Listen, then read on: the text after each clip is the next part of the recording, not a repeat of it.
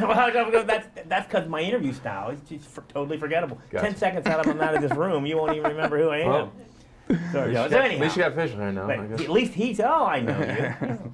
Could at least, as an actor, pretend it. It would have been a little bit better. So, guys, powerful stuff here. Excellent. Especially the scene, and I don't know, how do you even describe, what is it? I wish there was a name for the scene where you kind of tell off your commanding officer about the president or something like that. And I just sat there and just sunk into my chair, and I'm like, wow, I've never seen that really before on the film before. And I know it's just a conversation or a line you have, but that's pretty deep stuff. I mean, were you thinking about that scene a lot, or? Yeah, I was. I mean, I think it's in a lot of ways for my character, it's the kind of crux of the movie. It's where he stands up and says, "This is not right," and I'm not going to take it lying down, kind of thing. And I think it's very specific to his situation and the frustration he feels about the people that are calling the shots aren't the ones out there with their buddy dying in their arms. And I think that's where what that scene comes out of. And yeah, it's one of those ones, you get a script and there's certain ones that are coming and you want to be a certain way and you think about it a lot. And yeah, I kind of enjoyed doing it. Here's your first time seeing you as a soldier, but a similar situation, the flag speech, when you're pulling the flag thing with you, I was taking notes during that scene because, one, I know you guys went through boot camp, but you looked like a soldier. And I imagine that scene, too, delivering that scene, too, was another one that deeply affected me in that movie. Thank you very much. Yeah, but do you think about, like, people, there's thousands of people, if not, that have gone through that, have received that speech before.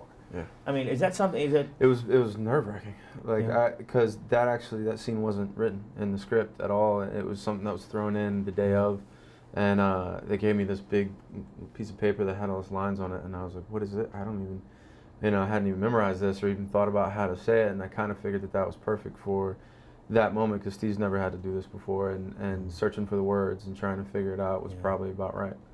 Yeah, and especially me not ever having to really do that and trying to put somebody that I actually really love, Joe's a really good friend of mine, and imagining that he would be gone. It was, it's pretty powerful to me too. When you watch Boys Don't Cry and you watch this movie, the two things that just jump out at you is they are so real. Both movies are so real. Is there something you can tell me? What is it about her that she's able to deliver this? I think, she really relentlessly pursues the truth.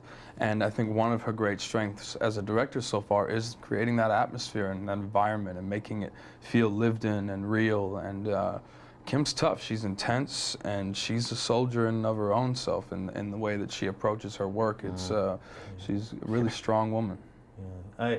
There's a scene, the graveyard fight between your two characters. It looked like it hurt. I mean, come on. I'm assuming there's like mats or something you found, but there's a couple of there's a tackle in there that I actually felt watching that. You guys. We were sore. I was sore the next day, like you would believe. My neck. And we kind of choreographed that scene.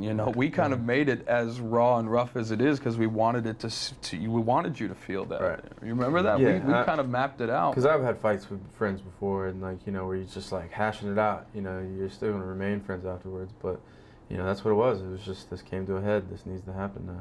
Yeah, tremendous job across the board. Thanks, man. Thank you so much. Well, I'm sorry that you got shit, man. No, I love that stuff. Are you kidding?